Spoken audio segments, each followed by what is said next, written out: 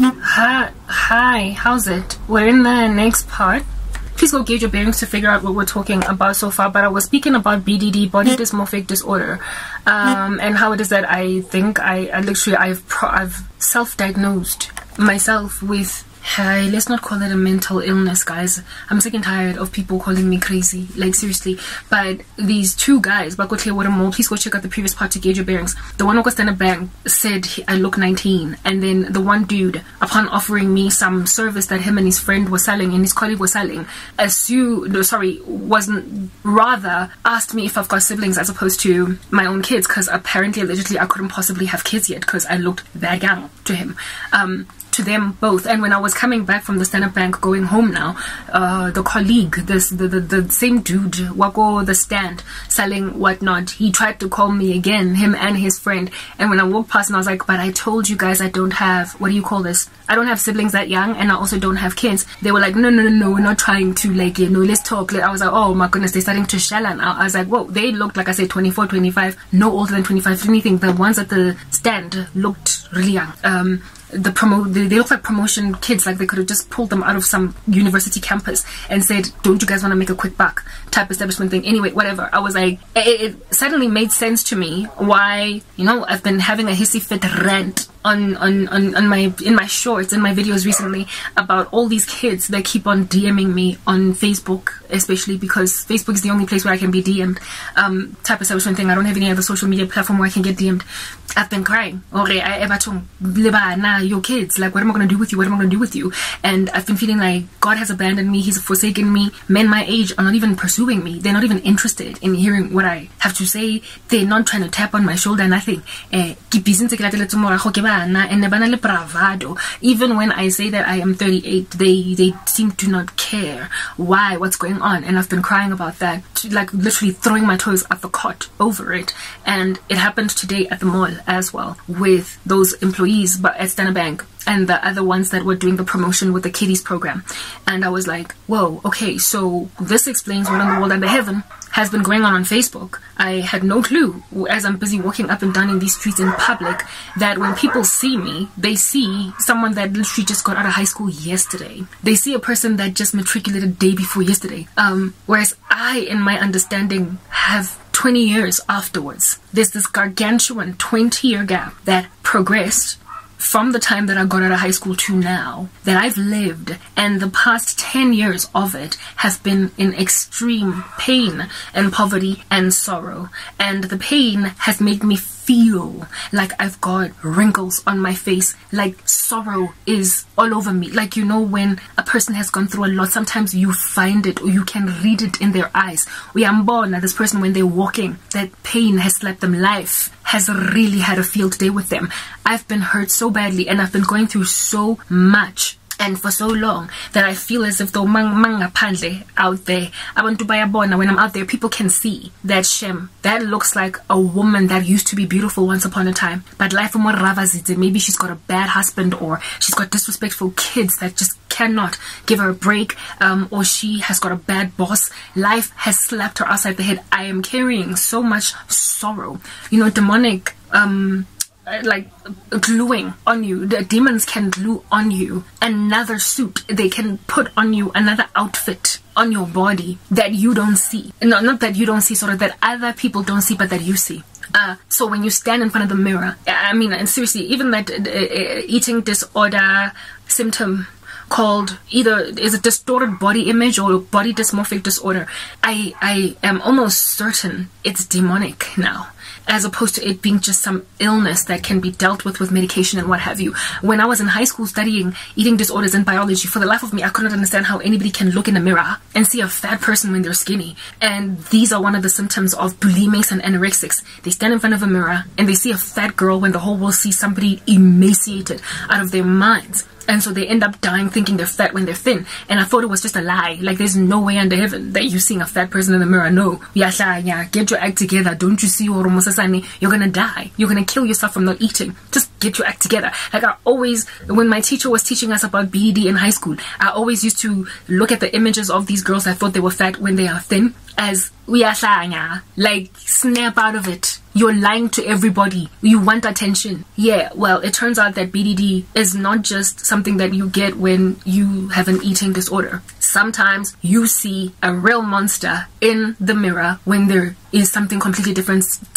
in other people's eyes. And I am thoroughly convicted now that abuse, sorrow, torment, sometimes the very purpose of it by Satan is to make a person completely disregard who and what they really are because of what in the waking space they see. So that's why I believe now, I'm convinced that body dysmorphic disorder or a distorted body image is demonic. I feel like it is a supernatural impression on a person. It sticks on them so that they see something completely different in the mirror when other people see something else. I feel old when I look in the mirror in the mornings when I brush my teeth. I see this woman that is just aging, guys. I am not kidding. Sometimes I wish I could cry when I look at my what I imagine to be aging face, because I have not yet gotten married. I don't have children. What man is going to find me viable? I am constantly, like, after washing dishes, I look at my hands on some. Who is going to want to put a ring on such wrinkled fingers? I see some, like, literally my hands. When I look at my hands, I sometimes I cover them because I don't want anybody to see them, because I feel like I've gotten aged, that my hands have aged to a point where a man, if at all we are like at the altar and he's about to marry me, put a ring on it, he might be like, oh my goodness, so many wrinkles. But anyway, let me not say anything. At least like parts of her are not gone. I am constantly looking in the mirror in close proximity, like I get really close to the mirror to look at my chest because I feel like it's starting to crease, like that there are evidences of aging.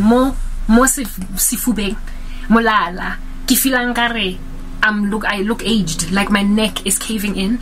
I feel like in a little bye here, right? And my hands have always been skinny, right? And I've always struggled with upper body strength and whatnot. And when I look here, this is age. This is age. This is age. My stomach, I'm always taking it, like I literally go out of my way to grab my stomach in front of the mirror, and I will do this to it and be like, see, I'm aging, I'm creasing, I've already had a baby. Yo, guys, these are things that I do almost every day. And when I look in the mirror, that gravity is having a field day with. I'm constantly examining my breasts to see how much more gravitationally pulled downwards they are in comparison to 2 years ago, 3 years ago, 5 years ago, 7 years ago. And it's a never-ending cycle. And the thing that has put me in there is not so much vanity on some, I'm losing my beauty. Look, I'm a Christian, I know charm is deceptive, beauty is fleeting, but a woman who fears the Lord is to be praised. For me, it's not about loss of beauty that I'm lamenting about. It is about the loss of glory that men in the world very predictably look at in order to gauge whether or not a woman is worth the while to get married. Do you understand? Even when men get saved, they are still visual, you guys. And I wanted to be a beautiful bride that is young and obviously a prized possession to this dude that is going to be making this decision with me and my life. He has made a decision to make out of me an honest woman, and he knows that one day I'm not going to look as glorious as I do on the wedding day, but you know, he got to marry a really beautiful young bride, and the photos are going to speak volumes to our kids and be like, look at your mama, used to be a heat, your mama used to be really great. The grandkids will be like, oh, look, your grandmama used to be really beautiful, type establishment thing. But at least I had the time to walk down the aisle, and I had the time to have my glory years even inside a marriage, like a young bride, like to have people say to my husband, your wife is beautiful. Whoa, because I'm still so glorious looking before I start to, you know, fall apart, because we all fall apart, and more so do women fall apart faster than men. I knew the day was going to come. I didn't have issues with that day coming. For me, it was about not having the opportunity to have the glory of my youth on my wedding day and the glory of my youth on the wedding night, because you know how I'm worried about my breasts falling apart and me not looking as good as I used to, more milling. Even my exercise, I guess I'm on motivation because I feel as if though I'm too old to work out successfully. Like, guys, I have got problems. People have stolen an entire decade of my life, and I feel like I'm old. Like, old. And when I look in the mirror, I am constantly looking out for wrinkles to see what's going on. I don't know how many times I stand in front of the mirror just to investigate where I am creasing, where there is a new fold when I'm smiling that never used to be there before. I'm always looking out for this stuff. When this hair is off, I'm constant, like with this fake hair, I'm always just paging, like literally scrolling through my hair strands to see if there are any grays. I don't mind getting grays, but I definitely mind getting grays, having gone nowhere, done nothing, never gotten married, never, like all the things that I am supposed to experience. My first gray width, my first wrinkle, my first fine line, my first, day of noticing that my breasts are more southward than I would appreciate. I was hoping to experience all that after my first child, or my second, or my third, and when I had seen some things in this world, gotten married, a couple of years of marriage, one big argument with my husband, maybe 10. Yeah, things that explain why a person got creases. I didn't expect to just experience them in a dump, isolated, ostracized, and abandoned. And so for me to stand in front of the mirror every day and just watch my days go by is for me to manufacture agedness that apparently allegedly doesn't exist, according to a whole bunch of teeny boppers on Facebook. Okay, they're not teeny boppers, but they're so young that they don't make sense for me. They're like in their early 20s. And also those dudes at the bank, and the ones that were that I was en route the bank. That little company.